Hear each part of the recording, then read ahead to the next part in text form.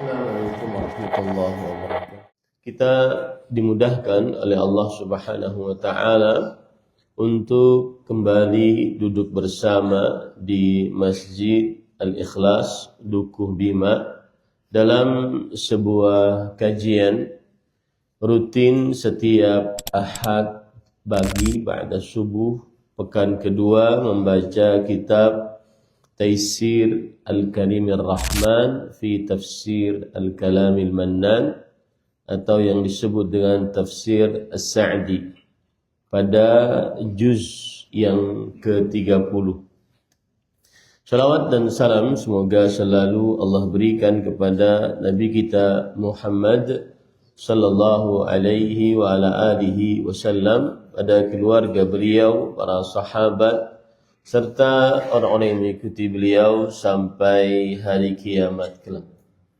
Dengan nama-nama Allah yang husna dan sifat-sifatnya yang ulia, kita berdoa, Allahumma inna nas'aluka ilman nafi'an wa rizqan tayyiban wa amalan mutaqabbala, Allahumma amin. Pagi ini kita mempelajari surat yang baru setelah surat An-Naba, kemudian An-Nazi'at, kemudian Abasa. Kita mempelajari surat yang baru yaitu surat At-Takwir. Surat At-Takwir. Bapak, Ibu, saudara-saudari yang dimuliakan oleh Allah Subhanahu wa taala, surat At-Takwir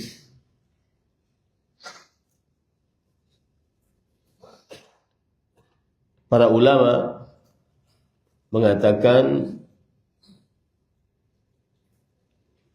dinamakan surat ini sebagai surat At-Takwir karena diawali ayatnya dengan kuwirat. Diawali ayatnya dengan kuwirat. Saya ulangi, surat ini dinamakan sebagai surat At-Takwir karena diawali ayatnya dengan kuwirat.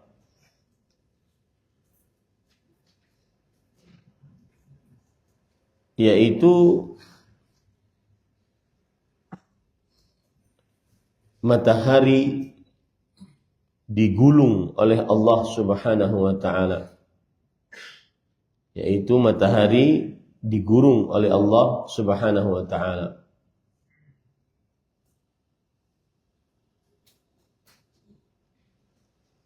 Dan ada hadis yang menunjukkan akan hal ini. Riwayat Imam Tirmidzi, disahihkan oleh Imam Al-Albani, dan dianggap hadis yang jayyid, yang baik oleh Al-Hafidh Ibnu Hajar dalam kitab beliau Fathul Bari, dan disahihkan sanadnya juga oleh Fadilat Syekh Ahmad Syakir dan dihasankan oleh Fadilat Syekh Syuaib Al-Arnaud.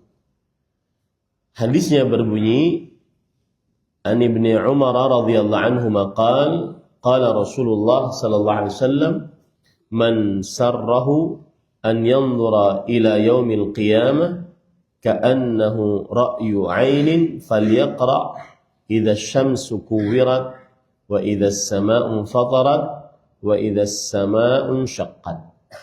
Siapa yang ingin melihat kepada hari kiamat seakan-akan dia melihat dengan mata kepalanya secara langsung, maka hendaklah dia membaca surat At-Takwir yang diawali dengan idza syamsu kuwirat, jika matahari digulung, dan surat Al-Infitar, idza as-samaa'u fatarat, dan ketika langit terbelah, wa idza as-samaa'u syaqqat, dan surat Al-Insyiqaq, ketika langit terbelah. Ini hadis berkaitan dengan nama surat At-Takwir, diambilkan dari ayat yang pertamanya idza syamsu kuwirat. Dan apa keutamaan dari surat ini? Keutamaannya hadis yang saya sebutkan tadi. Siapa yang ingin lebih mengenal hari kiamat, keadaan-keadaan genting di hari kiamat, maka hendaklah dia membaca 3 surat tadi. At-Takwir, Al-Infitar, dan Al-Insyiqaq. Kemudian, apakah surat ini surat Makkiyah atau surat Madaniyah? Maka para ulama tafsir, di antaranya Ibnu Athiyah, Ibnul Jauzi, Imam Al-Qurtubi, dan Al-Biqai berijma' atau menukilkan ijma' bahwa surat At-Takwir adalah surat Makkiyah.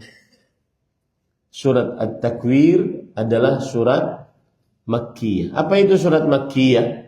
Surat yang diturunkan oleh Allah sebelum hijrahnya Nabi Muhammad sallallahu alaihi wa ala alihi wasallam.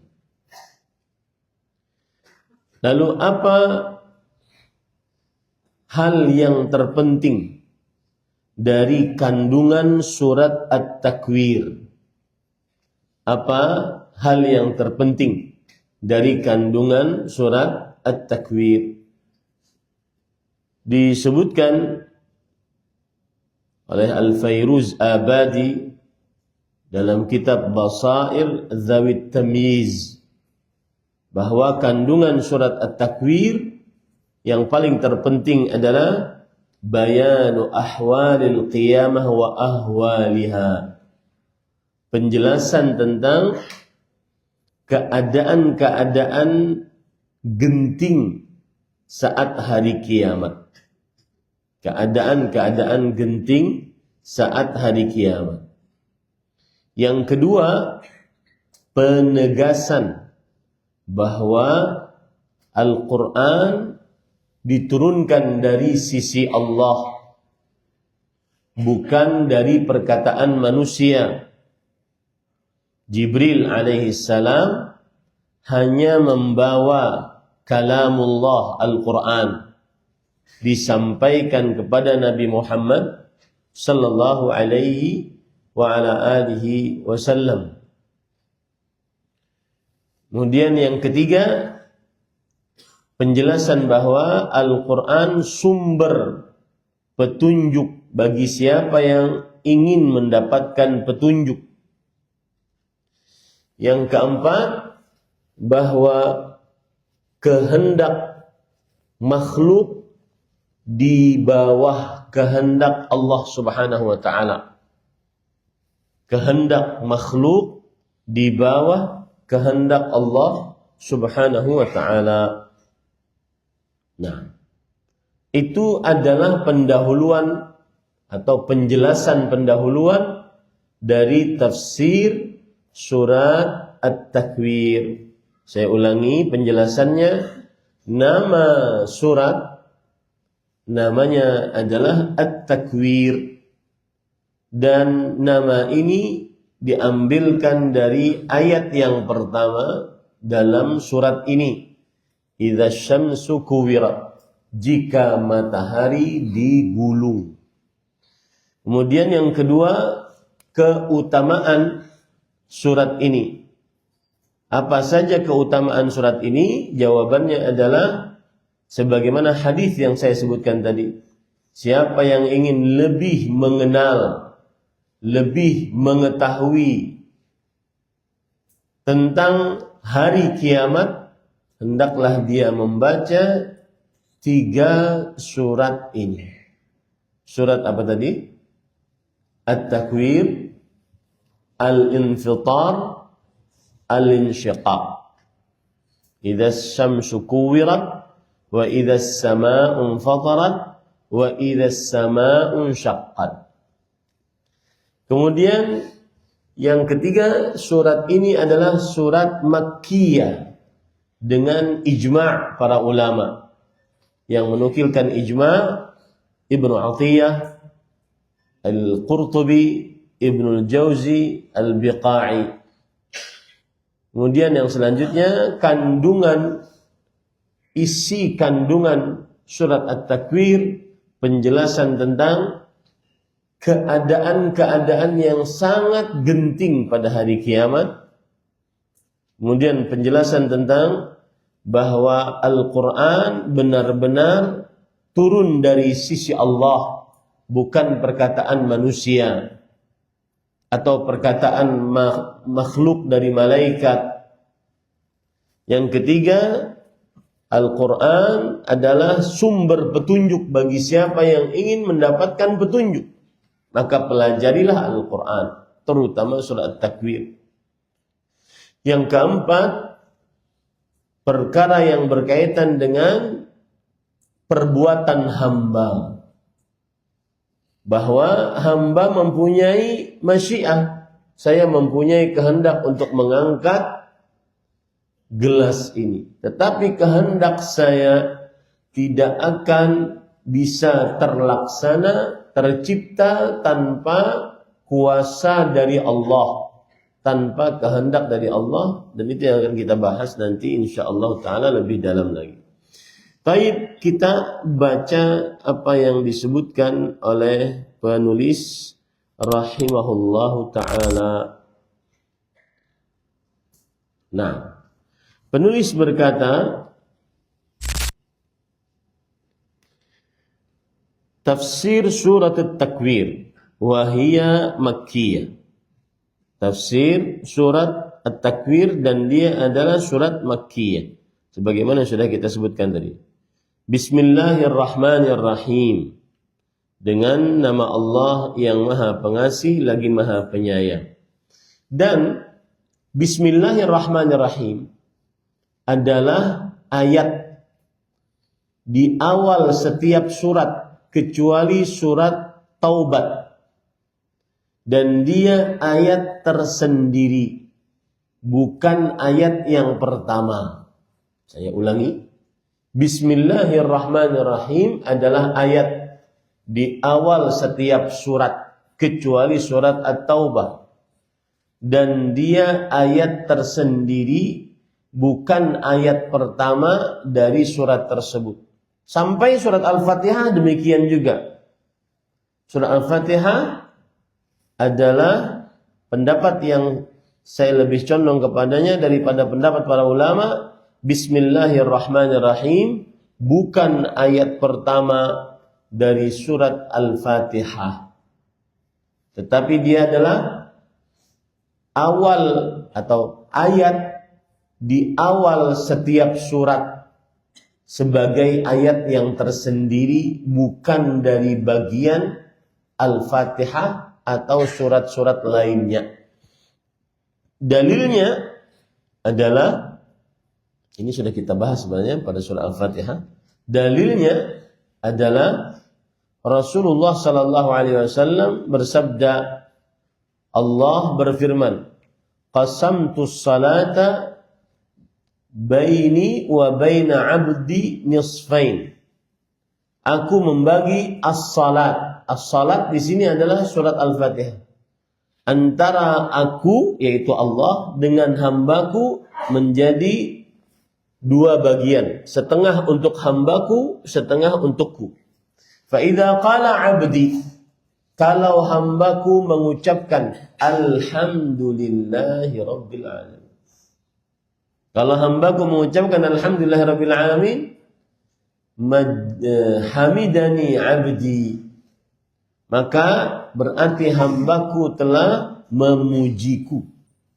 Ini menunjukkan ayat yang pertama dari surat Al-Fatihah bukan Bismillahirrahmanirrahim. Dan ini dalil yang paling kuat yang menunjukkan bahwa Bismillahirrahmanirrahim bukan ayat yang pertama dari surat Al-Fatihah, tetapi dia adalah ayat mustaqillah, tersendiri di awal setiap surat. Di awal setiap apa? Surat, kecuali surat At-Taubah. Nah, kemudian penulis berkata, wa idza syamsu kuwirat wa idza an-nujumu kadarat wa idza al-jibalu suyirat wa idza al-'isharu 'uttilat wa idza al-wuhushu husyirat wa idza al-biharu sujjirat wa idza an-nufusu zuwijat wa idza al-maw'udatu su'ilat bi ayyi dhanbin qutilat wa idza as-suhufu nushirat wa idza as-samaa'u kushitat wa idza al-jahimu su'irat wa idza al-jannatu uzlifat alimat nafsun ma ahdarat. Yang artinya, apabila matahari digulung, apabila bintang-bintang berjatuhan, apabila gunung-gunung dijalankan, apabila onta-onta yang bunting ditinggalkan, apabila binatang-binatang liar dikumpulkan, apabila lautan dipanaskan, apabila ruh-ruh dipertemukan, apabila bayi perempuan yang dikubur hidup-hidup ditanya, karena dosa apakah ia dibunuh, apabila lembaran-lembaran amal dibuka, apabila langit-langit dilenatkan, apabila neraka jahanam dinyalakan, apabila surga didekatkan, maka setiap jiwa mengetahui apa yang telah ia hadirkan. Penulis kemudian berkata, ay idza hasalat hadhihi al-umur al-ha'ilah tamayyaza al-khalqu wa 'alima kulla ma qaddamahu li akhiratihi wa ma ahdarahu fiha min khairin wa syarrin wa dzalika annahu idza kana yaumul qiyamah tukawwaru asy-syamsu ay yujma'u wa tulifat, tujma'u wa tulifat, yang artinya maksudnya apabila perkara-perkara besar yang menakutkan ini terjadi, tadi gunung, matahari digulung, perkara-perkara besar. Kemudian bintang-bintang dijatuhkan, gunung-gunung dijalankan, gunung-gunung sebesar itu dijalankan. Unta-unta yang bunting ditinggalkan orang, tidak ada yang ingin mengambilnya, menyelamatkan diri sendiri saya susah. Kemudian binatang-binatang buas, wuhush, binatang-binatang buas dikumpulkan. Dan ini menunjukkan bahwasanya sampai binatang pun nanti akan dikumpulkan di padang mahsyar. Kemudian lautan dipanaskan, keluar api lautannya. Kemudian ruh-ruh dipertemukan, bayi perempuan yang dibakar, yang dikubur hidup-hidup akan ditanyai. Ini semua kejadian-kejadian yang sangat dahsyat. Makanya penulis mengatakan, apabila perkara-perkara besar yang menakutkan itu terjadi, maka makhluk akan terpisah dan menjadi jelas keadaan mereka. Maksudnya terpisah, terbagi menjadi dua, mukminun, kafirun. Orang beriman dan orang kafir. Jelas keadaan mereka. Tidak sama. Setiap orang akan mengetahui apa yang ia telah persembahkan untuk akhiratnya. Artinya, semua orang akan mengetahui perbuatan-perbuatannya. Dan sebenarnya seluruh perbuatan kita ini adalah bekal akhirat kita. Jika perbuatan itu baik, maka itulah bekal yang baik. Jika perbuatan itu buruk, maka itulah bekal yang buruk. Penulis berkata, dan apa yang ia hadirkan di sana berupa kebaikan dan keburukan. Kapan hal itu terjadi? Ketika hari kiamat tiba. matahari digulung. Ai asy-syamsu tujma' wa tulifat wa yukhsaful qamaru wa yatalaqqayan finnar wa idzan nujumun kadarat ay nuthirat wa tanatharat min aflakiha wa idzal jibalu suyirat ay sarat kathiban mahilan thumma sarat kal ahnil manfush thumma taghayyarat wa sarat haba'an manthura wa uzlifat an amakiniha wa idzal 'isharu 'uttilat ay uttilat nasu yawma idzin nafaisu amwalihim allati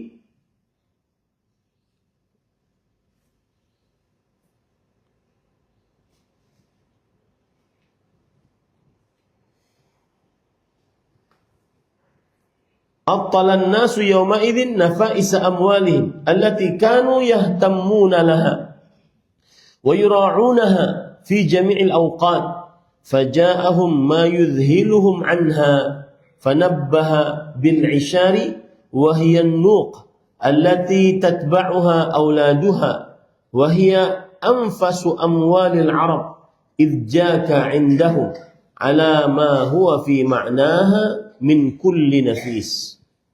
Yang artinya pada ikhwan yang dirahmati oleh Allah Subhanahu wa taala,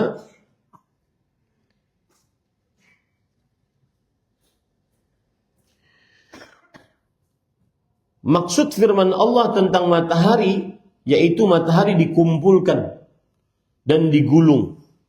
Bulan mengalami gerhana. Lalu keduanya dilemparkan ke dalam neraka. Matahari dan bulan dilemparkan ke dalam neraka. Dan maksud dari dan apabila bintang-bintang berjatuhan, maksudnya adalah bintang-bintang itu jatuh tercerai-berai dari garis edarnya. Bintang-bintang yang dimaksud di sini adalah planet-planet. Ya. Bukankah planet-planet tersebut berputar sesuai dengan garis edarnya? Itu nanti tidak akan lagi berputar pada garis edarnya. Jatuh. Kemudian Allah berfirman, dan apabila gunung-gunung dijalankan. Maksudnya gunung-gunung menjadi seperti kumpulan pasir-pasir yang berhamburan. Kemudian menjadi seperti bulu yang dihambur-hamburkan. Haba, saya sering katakan haba itu adalah orang buka jendela di pagi hari, datang sinar matahari, maka terlihat debu-debu kecil. Seperti itu nanti keadaan gunung-gunung di hari kiamat. Menjadi debu-debu yang berterbangan. Lalu kemudian menjadi bulu-bulu yang dihambur-hamburkan. Dan berubah menjadi debu yang berterbangan. Dan dipindahkan dari tempat-tempatnya. Dan yang dimaksud dengan apabila unta-unta bunting ditinggalkan. Maksudnya pada hari itu manusia meninggalkan harta-harta paling berharga yang dahulu sangat mereka perhatikan. Mereka sangat menjaga setiap waktu. Lalu datang kepada mereka perkara yang membuat mereka lalai dari itu semua. Allah menyebutkan al-ishar yang artinya adalah unta-unta betina yang bunting yang diikuti oleh anak-anaknya. Itu namanya ishar dalam bahasa. Wa idzal isharu uqtilat. Untanya betina, bunting, kemudian punya anak pula. Ya. Unta seperti ini adalah harta paling berharga bagi orang Arab saat itu. Penyebutan ini menjadi isyarat bagi segala sesuatu yang semakna dengannya, yaitu segala harta yang berharga. Semua harta yang berharga tidak akan bermanfaat pada saat itu. Tidak akan diperhatikan orang pada saat itu. Karena saking gentingnya hari kiamat. Kemudian, dan apabila binatang-binatang liar dikumpulkan. Allah penulis mengatakan, wa idzal wuhushu husyirat, ay jumi'at liyaumil qiyamah liyaqtassallahu min ba'dha li ba'd wa yara al-ibada kamala 'adlihi hatta innahu yaqtassu lisyyatil jamma min asyatil qurana thumma yuqalu laha kuni turaban wa idzal biharu sujjirat ay uqidat fasarat ala azmiha naran tatawaqqadu wa idzan nufusu zuwijat ay qurina kullu sahibi amalin ma'a nadhirihi fa jumi'al abraru ma'al abrar wal fujjaru ma'al fujjar wa zawwijal mu'minun bil huril 'ain wal kafirun bisyayatin. A'udzubillah. وهذا كقوله تعالى وسيق الذين كفروا إلى جهنم زمرا وسيق الذين اتقوا ربهم إلى الجنة زمرا احشروا الذين ظلموا وأزواجهم. Yang artinya, penulis mengatakan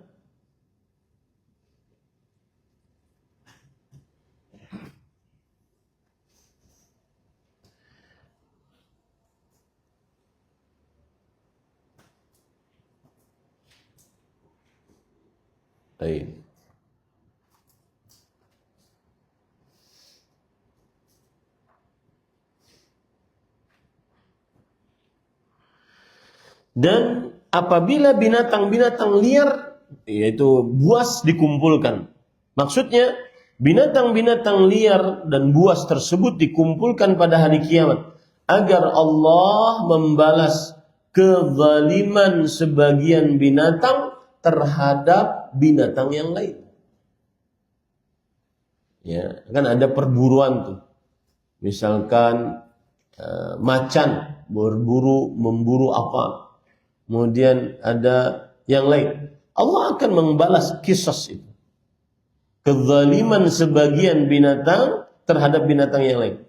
Dan agar Allah memperlihatkan kepada para hamba kesempurnaan keadilannya. Tujuannya salah satunya adalah konsep pengadilan di hari kiamat tidak ada yang terzalimi walau sedikit pun. Sebelum masuk surga, masuk neraka, maka semua urusan dengan kezaliman dan keadilan benar-benar selesai. Bahkan para ikhwan, nanti semua dari kita akan melewati sirat, jembatan yang dibentangkan di atas neraka jahanam. Apabila seseorang terlewat atau bisa melewati sirat tersebut, maka dia akan diberikan di qantarah.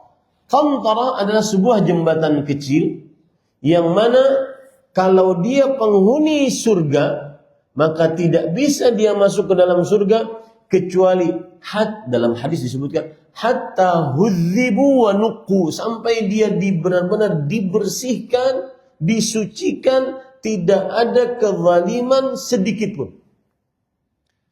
Didatangkan dengan siapa saja dia bermasalah, liyaqussa ba'dhum ba'dha. Didatangkan dengan siapa saja dia bermasalah sampai selesai urusan, sampai benar-benar suci, bersih, murni, baru masuk surga. Jadi para ikhwah, bagaimanapun kita, makanya para ulama mengatakan dosa kezaliman seseorang kepada hamba Allah tidak akan diampuni oleh Allah. Saya ulangi, dosa kezaliman seseorang dengan hamba Allah tidak akan diampuni oleh Allah. Kenapa? Karena pengadilannya di situ. Urusannya dengan hamba Allah Subhanahu wa taala. Urusannya dengan hamba Allah Subhanahu wa taala tersebut. Dan di sana nanti pada hari kiamat tidak ada minta maaf. Yang ada yang berbuat zalim memberikan pahalanya. Yang terzalimi mendapatkan pahala orang lain. Kalau yang berbuat zalim tidak punya pahala, maka dia menanggung dosa orang yang terzalimi tersebut. Ini pada ikhwan yang dirahmati Allah. Lalu Ustaz, masa dosa dengan manusia lebih besar daripada dosa dengan Allah? Iya, karena Allah Subhanahu wa taala sudah menulis di tiang-tiang arsy-Nya Allah, inna rahmati sabaqat ghadabi. Rahmatku mendahului kemurkaanku. Allah Maha Pengampun. Allah Maha Penyayang. Allah Maha Penerima taubat. Adapun urusan dengan makhluk Allah, maka selesaikan dengan makhluk Allah tersebut. Dan itu diqantarah nanti. Itu persis dengan apa yang disebutkan di sini. Yaitu, dan agar Allah memperlihatkan kepada para hamba kesempurnaan keadilannya. Bahkan sampai kambing yang mematahkan tanduk kambing lainnya didatangkan pada hari kiamat. Sampai diselesaikan qisas di antara mereka berdua. Itu kambing, apalagi manusia. Hanya sangat berat mengambil harta orang lain tanpa kebenaran, apalagi itu harta rakyat misalkan, kalau dia pemimpin, itu sangat berat. Sampai-sampai kambing yang tidak bertanduk akan diberi balasan dari kambing yang bertanduk. Maksudnya, yang mematahkan tanduk maka akan diberi balasan. Setelah itu dikatakan kepada mereka, jadilah kalian turaban, tanah, pasir. Di binatang-binatang tersebut setelah diqisas sudah jadi tanah. Setelah diqisas. Padahal Allah bisa saja mengatakan sudah kalian semua binatang jadi tanah, jadi pasir. Tetapi untuk menegakkan keadilan, maka akhirnya harus ditegakkan dulu keadilan, baru setelah itu jadi pasir. Kemudian penulis berkata,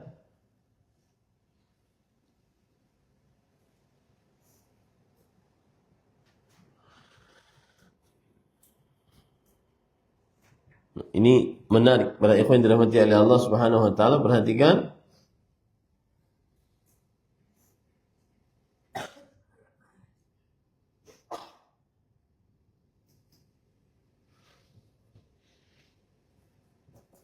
Kemudian setelah itu penulis mengatakan, dan apabila lautan dinyalakan. Maksudnya lautan itu dinyalakan, yaitu lautan yang ada di atas muka bumi ini nanti dinyalakan menjadi api. Airnya menjadi api. Subhanallah, bayangkan. Airnya menjadi api. Mungkin Ustaz? Iya, sekarang aja ada penemuannya. Betul apa betul? Antum cek saja.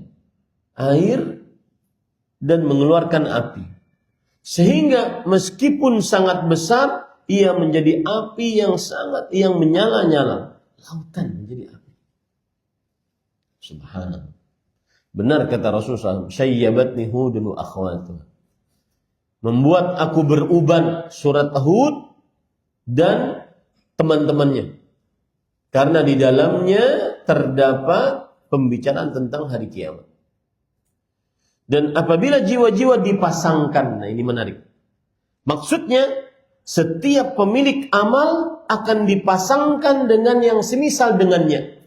Ini bukan berarti laki-laki dipasangkan dengan perempuan, laki-laki dipasangkan dengan perempuannya, istrinya dipasangkan dengan suaminya, enggak.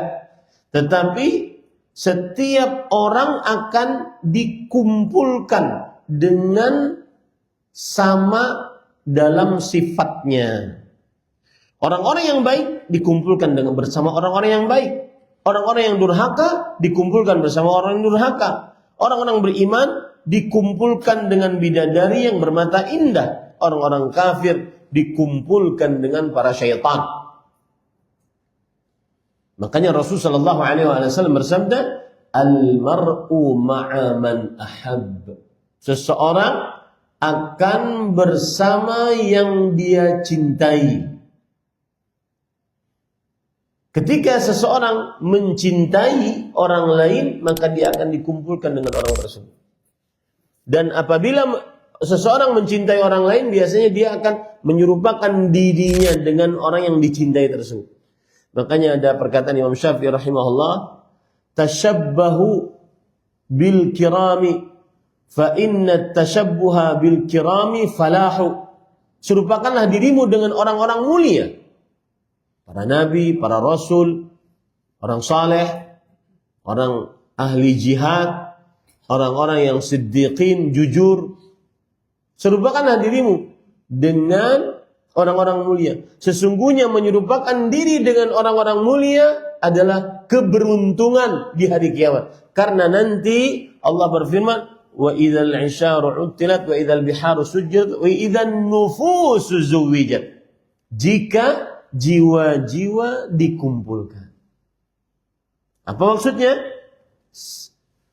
Seseorang akan masuk kelompok sesuai dengan sifatnya. Jika orang baik, maka dia akan dikumpulkan bersama orang-orang yang baik. Jika orang buruk, dia dikumpulkan bersama orang-orang yang buruk.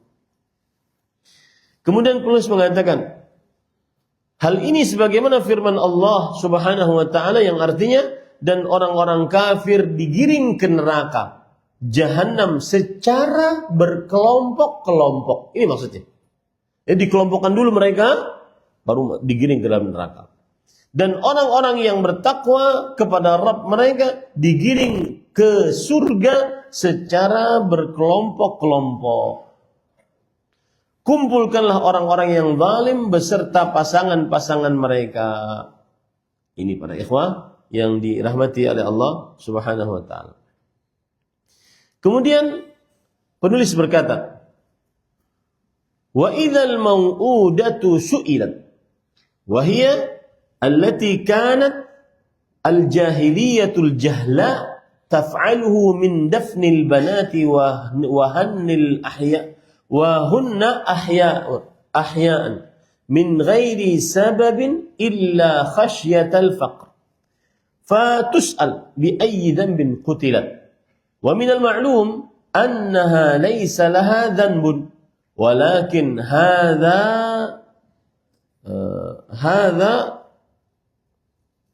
fihi tawbikhun wa taqri'un liqa'iliha wa idha as-suhufu nushirat al-mushtamilah ala ma 'amilahu al-'amilun min khairin wa syarr nushirat wa farraqat ala ahliha fa akhidhun kitabahu bi yaminihi wa akhidhun kitabahu bi shimalihi aw min wara'i dhahrihi.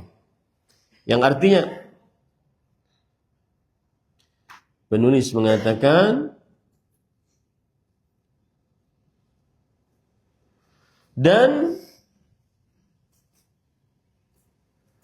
apabila bayi perempuan yang dikubur hidup-hidup ditanya, ini adalah perbuatan yang dahulu oleh kaum jahiliyah yang sangat bodoh. Saya mengatakan al-jahiliyatul jahla. Sudah jahiliyah, jahla. Kaum jahiliyah yang sangat bodoh. Kenapa sih mereka ini disebut dengan kaum jahiliyah? Karena mereka, atau bahasanya begini, segala perkara disebut jahiliyah, yaitu segala perkara selain yang merupakan syariat Islam. Catat itu baik-baik. Segala perkara jahiliyah adalah segala perkara yang bukan dari ajaran Islam. Baik itu ajaran Yahudi, Nasrani, adat-adat kebiasaan orang Arab sebelum Islam, atau adat-adat dari peradaban-peradaban lain selain Islam. Seperti Mesir kuno, India kuno, dan seterusnya. Itu semua disebut sebagai kategori apa? Jahiliyah. Segala sesuatu selain dari syariat Islam disebut sebagai jahiliyah. Kenapa disebut sebagai jahiliyah? Karena dibangun di atas hawa nafsu tanpa ilmu. Itu penjelasan para ulama rahimahumullah. Dibangun di atas hawa nafsu tanpa ilmu. Nah, sudah jahiliyah, jahla kata Syekh lagi. Sangat bodoh, yaitu mengubur anak-anak perempuan dalam keadaan hidup tanpa sebab. Ya, ini jahiliyah yang bodoh. Jadi bodohnya kuadrat, pangkat 9. Kecuali karena takut miskin. Nggak ada alasan mereka mengubur anak perempuan itu karena takut miskin saja. Karena mereka menganggap perempuan adalah pendatang kesialan. Maka bayi perempuan itu kelak ditanya, karena dosa apa ia dibunuh? Kenapa ada pertanyaan ini? Padahal sudah diketahui bahwa bayi itu tidak memiliki dosa. Kenapa ada pertanyaan ini? Akan tetapi pertanyaan ini mengandung celaan keras dan penghinaan bagi orang yang membunuhnya. Agar orang yang mengubur hidup-hidupnya semakin benar kejelasan kesalahan mereka. Kita sudah tahu bahwasanya bayi-bayi tersebut tidak berdosa. Tetapi kenapa ditanya lagi? Agar benar-benar ditegakkan kehinaan untuk orang yang menguburnya. Dan ini kebiasaan kaum jahiliyah. Tidak bergembira dengan mendapatkan anak perempuan. Allah berfirman dalam Al-Quran, وَإِذَا بُشِّرَ أَحَدٌ بِالْأُنْثَى ظَلَّ وَجْهُ مُسْوَدًّا يَتَوَارَى مِنَ الْقَوْمِ مِنْ سُوءِ مَا بُشِّرَ بِهِ أَيُمْسِكُهُ عَلَى هُونٍ أَمْ يَدُسُّهُ فِي التُّرَابِ.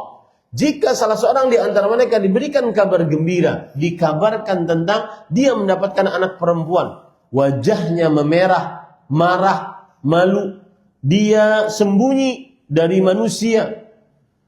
Yatawara minal qaumi min su'i ma busyira.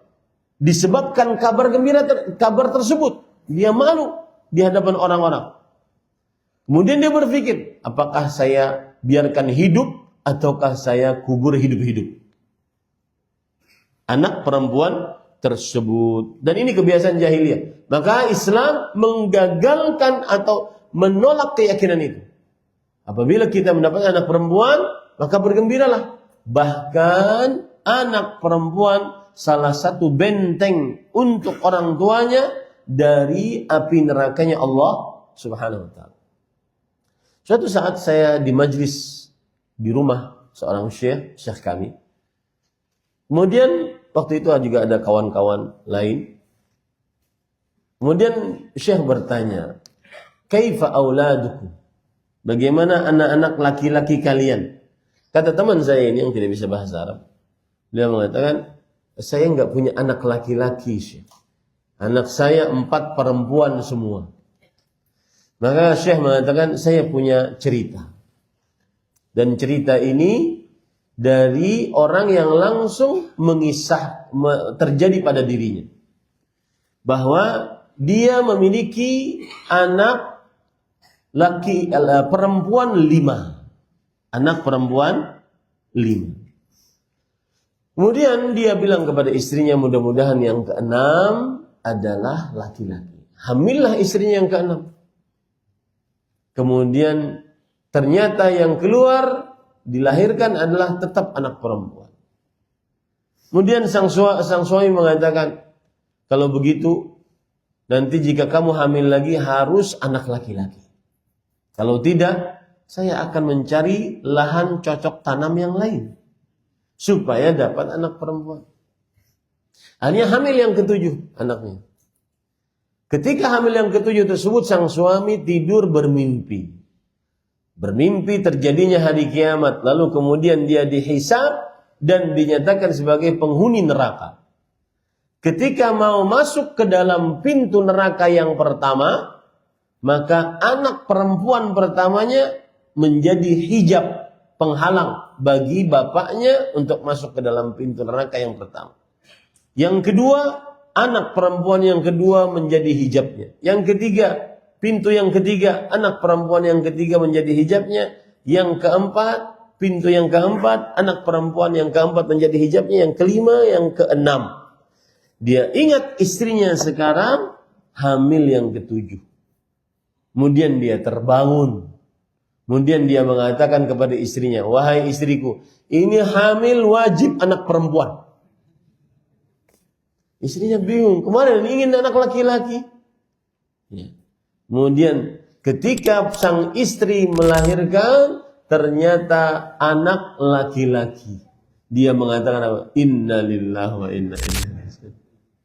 Itulah kadang manusia ini para ikhwah kurang berbaik sangka kepada Allah akibat dia tidak mengetahui ilmu yang akan datang sebagaimana Allah mengetahui ilmu yang akan datang.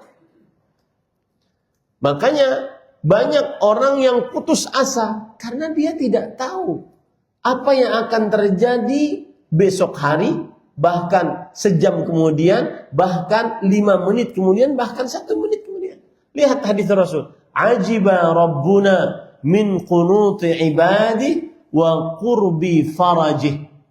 Allah Rabb kita heran dengan putus asanya para hamba padahal jalan keluarnya sebentar lagi. Hari ini dia bunuh diri karena permasalahannya hidup yang dia hadapi, padahal menurut takdir Allah jalan keluarnya ada besok atau bahkan sejam kemudian. Maka berbaik sangkalah selalu kepada Allah Subhanahu. Caranya bagaimana Ustaz kita biar besar baik sangka kita ini kepada Allah? Jawabannya resapi nama-nama dan sifat-sifat Allah Subhanahu wa taala. Makanya saya nasihatkan untuk belajar akidah wasithiyah. Dan belajar akidah wasithiyah itu salah satu fungsinya ma'rifatullah, mengenal Allah Subhanahu wa taala. Allah Ar-Rahim, Allah Ar-Rahman, Allah Al-Qadir, Allah Al-Latif, Maha lembut, Allah Al-Karim, Maha pemurah, Allah Wasi'ul Fadl, Maha luas karunianya, Allah Al-Aziz, Maha perkasa, Allah Al-Qadir, Maha kuasa. Resapi itu dalam qalbu. Karena ada sebagian orang kadang-kadang belajar akidah wasithiyah, salah satu fungsi yang terbesarnya adalah membantah orang-orang Asy'ariyah Ahlul Kalam, membantah orang-orang Mu'tazilah, membantah orang-orang Jahmiyah. Iya, itu bagus secara akidah. Tetapi salah satu fungsi belajar akidah wasithiyah juga adalah ma'rifatullah, mengenal Allah, terutama anak-anak muda para santri. Kenali Allah. Nah, karena orang ketika mengenal Allah, dia akan dekat dengan Allah. Semakin dia mengenal Allah, semakin pengagungannya terhadap Allah sempurna. Semakin pengagungannya terhadap Allah sempurna. Saya pesani kepada para santri dan ustadz-ustadznya. Abdullah bin Mas'ud radhiyallahu anhu berkata, "Laisal ilmu bikathratil hifz bikathratir riwayah, innamal ilmu khasyatullah." Ilmu itu bukan dengan banyaknya hafal. Sebenarnya ilmu adalah dengan khasyatullah, takut kepada Allah. Kapan bisa khasyatullah? Fadilat Syekh Imam Ibn Utsaimin rahimahullah, khasyah artinya adalah al-khawfu al-mabniyu 'alal ilm wat ta'zim. Takut yang dibangun di atas ilmu, di atas pengenalan kita terhadap Allah Subhanahu wa taala dan pengagungan terhadap Allah. Ya. Makanya pelajari akidah wasithiyah karena di dalamnya terdapat ma'rifatullah. Nah, kemudian para ikhwan yang dirahmati oleh Allah Subhanahu wa taala,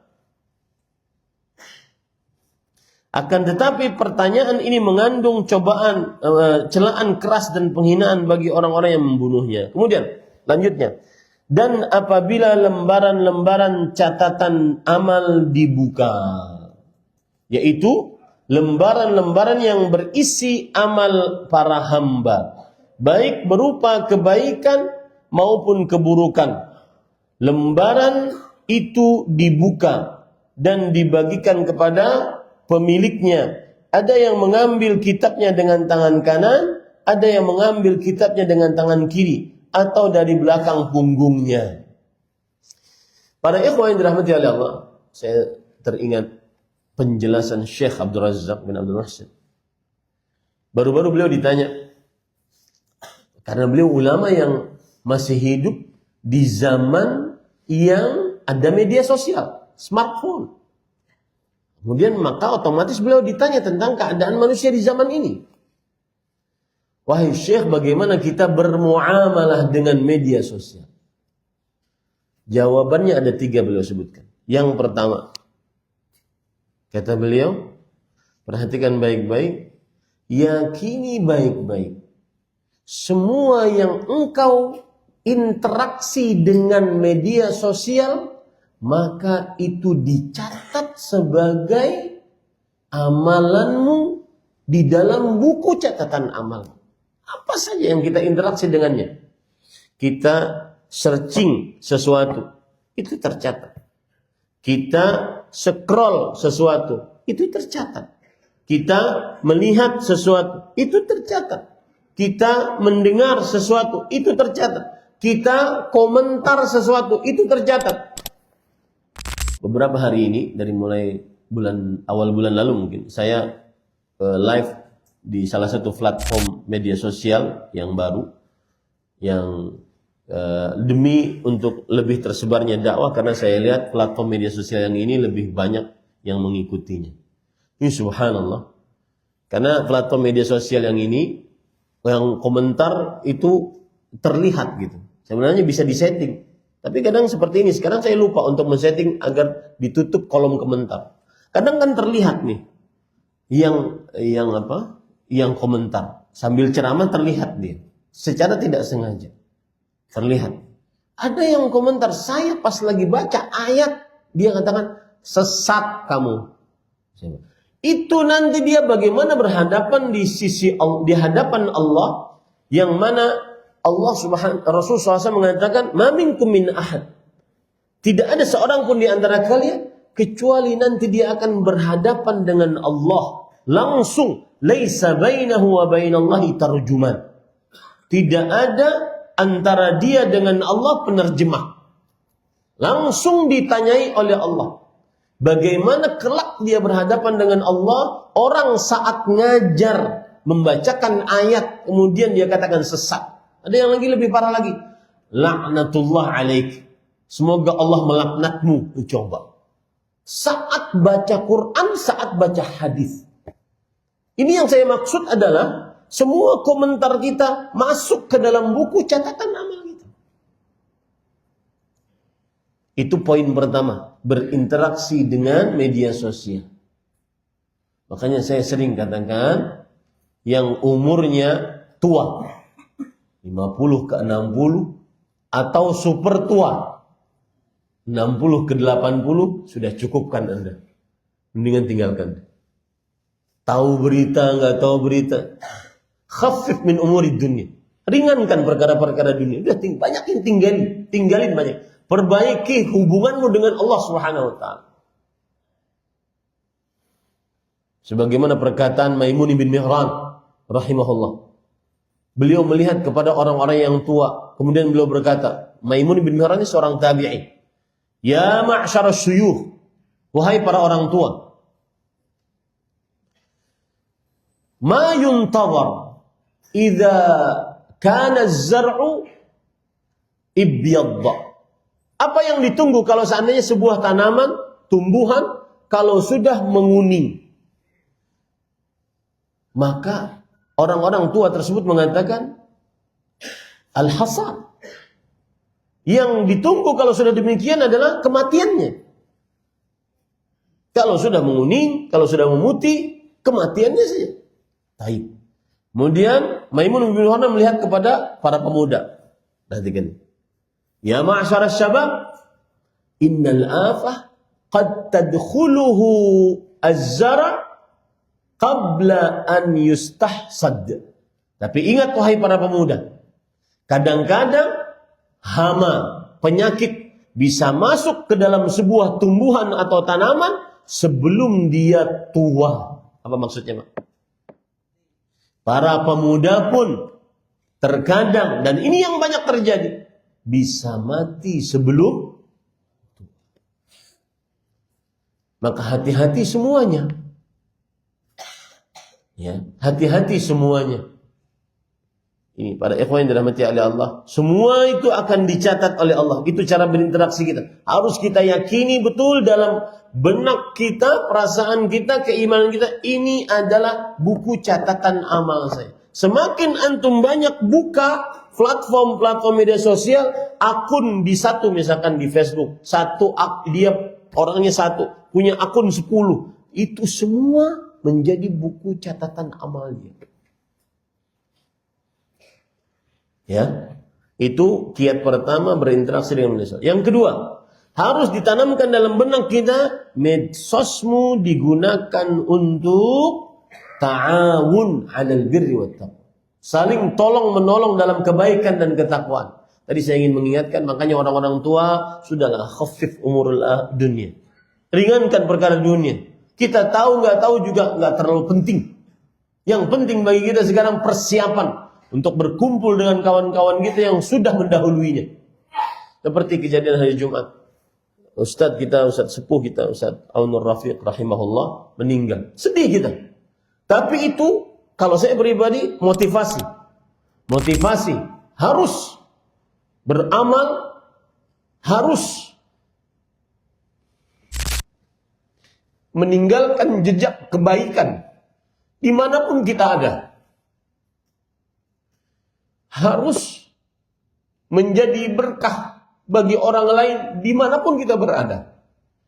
Baik dengan harta kita, ilmu kita, tenaga kita, fikiran kita, dengan lisan nasihat kita, dengan tulisan kita, apapun yang kita bisa gunakan untuk bekal akhirat kita. Ini para ikhwan dirahmati oleh Allah Subhanahu wa taala. Maka saya nasihatkan terutama ini, kadang-kadang itu yang terjadi. Pernah saya kajian di sebuah masjid, kemudian habis kajian orang tua datang nyalamin saya. Kata beliau, "Assalamualaikum Ustaz." "Waalaikumsalam Pak, apa kabar?" "Baik Ustaz." Dan beliau mengatakan, "Ustaz, saya kemarin," orangnya sudah tua, mungkin umur super tua. Jadi manusia itu kan 5 ya. 0 sampai 15 anak-anak, 15 sampai 35 masa muda, 35 sampai 50 masa matang, 50 sampai 60 masa tua, 60 sampai 80 super tua. Orang ini masuk super tua. Beliau mengatakan, "Ustaz, saya kemarin lihat Ustaz di TikTok." Berarti beliau super tua main. Ya, kita berhusnuzan beliau melihat yang baik-baik. Tapi tinggalkan. Kalau seandainya seseorang sudah masuk umur-umur segitu, maka perbaiki persiapan untuk kehidupan setelah kematian. Ini para ikhwan yang dirahmati oleh Allah Subhanahu wa taala. Baik. Kita lanjutkan, Bapak, Ibu, saudara-saudari yang dimuliakan oleh Allah Subhanahu wa taala. Lembaran itu dibuka dan dibagikan kepada pemiliknya. Ada yang mengambil kitabnya dengan tangan kanan, ada yang mengambil kitabnya dengan tangan kiri, atau dari balik punggungnya. Nah. Kemudian penulis mengatakan, dan apabila langit dilenyapkan, maksudnya langit dihilangkan sebagaimana firman Allah Subhanahu wa taala. Pada hari langit terbelah dengan awan. Pada hari kami menggulung langit seperti gulungan lembaran-lembaran tulisan. Dan bumi seluruhnya berada dalam genggamannya pada hari kiamat. Dan langit-langit digulung dengan tangan kanannya Allah Subhanahu wa ta'ala. Dan apabila neraka jahanam dinyalakan. Maksudnya neraka dinyalakan sehingga berkobar dan menyala dengan kobaran yang belum pernah terjadi sebelumnya. Dan apabila surga didekatkan, maksudnya surga didekatkan adalah apabila seseorang dinampakkan pada dirinya surga tersebut didekatkan, tapi bukan untuk semua orang, bagi orang-orang yang bertakwa kepada Allah Subhanahu wa taala. Baik, sudah 1 jam kita berbicara, kita cukupkan dulu dengan apa yang sudah saya baca. Beberapa faedah yang kita bisa ambil dari ayat-ayat yang sudah kita baca tadi, pada ikhwan yang dirahmati oleh Allah Subhanahu wa taala. Saya akan sebutkan beberapa faedah. Yang pertama,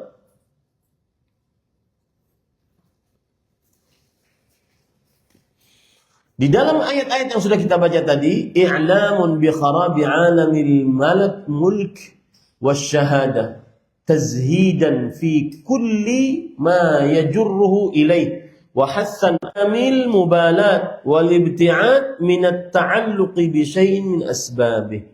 Ketika kita melihat bahwa alam semesta tadi hancur, ini membuat kita zuhud terhadap apa yang kita lihat dari perkara dunia ini. Dan memotivasi kita untuk tidak terlalu perhatian dengan apa yang ada di dunia ini. Dan memotivasi kita untuk menjauhi hati kita bergantung kepadanya. Ya, saya ulangi. Dengan apa yang kita baca tadi, matahari digulung, kemudian gunung begini, kemudian bintang berjatuhan, dan seterusnya. Ini membuat kita zuhud terhadap apa yang ada di dunia, kecuali yang bermanfaat untuk kehidupan akhirat. Dan memotivasi kita untuk senantiasa tidak terlalu peduli dengan apa yang ada di dunia. Dan memotivasi kita untuk tidak terlalu bergantung dengan sesuatu apapun yang ada di dunia, kecuali untuk menegakkan ibadah kepada Allah Subhanahu wa taala. Saya beri contoh ya Pak. Sekarang lagi ramai kan, sehat, ya, harus sehat. Bahkan ustaz-ustaz kadang-kadang yang baru bisa lari 5 kiloan, video sudah 5 kilo video. Ngapain ya? Ustaz ngapain Ustaz? Nggak perlu. Ya, ngapain? Nggak perlu itu. Yang diharapkan dari engkau para ustaz, para pendakwah, ilmumu, bukan larimu. Akhirnya orang-orang kepikirannya cuma sehat. Maka saya ingin ingatkan, sehat itu sarana untuk taat, dia bukan tujuan. Kalau sehatmu hanya tujuan, maka perhatianlah dia kepada sehatnya. Harus mengangkat barbel. Ini kaki harus dijalankan. Biar nanti masa tua tidak sakit kaki. Harus makan ubi ungu. Nggak boleh makan nasi.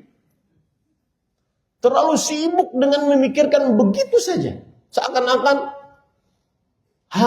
sehat tujuan. Enggak. Sehat itu adalah sarana untuk taat. Kan saya pernah sebutkan di sini. Al-i'aq, perkataan Syekh Abdul Razak. Al-i'aqah laysat fil atraf, innamal i'aqah fil khulub. Penyakit kecacatan itu bukan pada anggota tubuh. Orang cacat, buntung tangan, buntung kaki. Orang rabun, telinga, lemah pendengaran, bukan. Tetapi cacat yang sebenarnya, yang hakikinya adalah orang yang cacat di dalam kalbunya. Banyak loh orang yang matanya sehat tetapi tidak bisa baca Quran. Tidak menghatamkan Al-Quran minimal sebulan sekali. Banyak loh orang yang sehat, kakinya bisa jalan, bahkan bisa angkat barbel. Kan ada tuh kalau di gym latihan kaki. Ya, latihan kaki. Tapi sholat berjamaah enggak. Nah ini penyakit. Ini orang yang sakit yang hakiki. Maka nasihat saya pada ikhwah, kenapa saya mengambil poin itu, yaitu jangan terlalu berlebihan ketergantungan kita dengan dunia ini. Iya, sehat silahkan. Tapi jangan sampai sehat tujuan. Sehat adalah apa? Sarana untuk taat kepada Allah Subhanahu wa taala. Gara-gara sehat maka makanan-makanan yang baik-baik diharamkan oleh ataupun tidak mau mengkonsumsinya. Ada ustadz dokter datang ke pesantren saya. Kemudian saya tanya, Ustadz, ada sebagian yang, karena beliau dokter ya, S2 lagi dokternya. Ustadz, ada sebagian yang tidak mau makan nasi. Maka ustadz tersebut mengatakan, Ustadz, saya punya buku judulnya Nasi adalah Nikmat Allah yang Terzalimi. Nah loh. Ada lagi kejadian menarik. Ada seorang yang nggak mau makan nasi. Umurnya ya sama saya lah 40-an gitu. Kemudian ada sesepuh kami datang, umurnya berapa? 80. Habis itu saya tanya sama sesepuh ini, Ami, karena orang Arab, Ami makan nasi? Makanlah, masa nggak makan? Ya. Ada sebagian orang yang nggak mau makan kerupuk, katanya nggak ada gizi, nggak ada nutrisi, nggak ada protein. Enak itu akhi. Ada sebagian orang yang nggak mau makan mie instan, maka itu halal ya akhi. Saya tanya kepada ustadz dokter tersebut, boleh nggak mie instan? Ana sepekan sekali makan ustadz. Jadi subhanallah. Maksud saya para ikhwah, kadang kita terlalu ingin sehat, kemudian karena ingin lama hidup di dunia.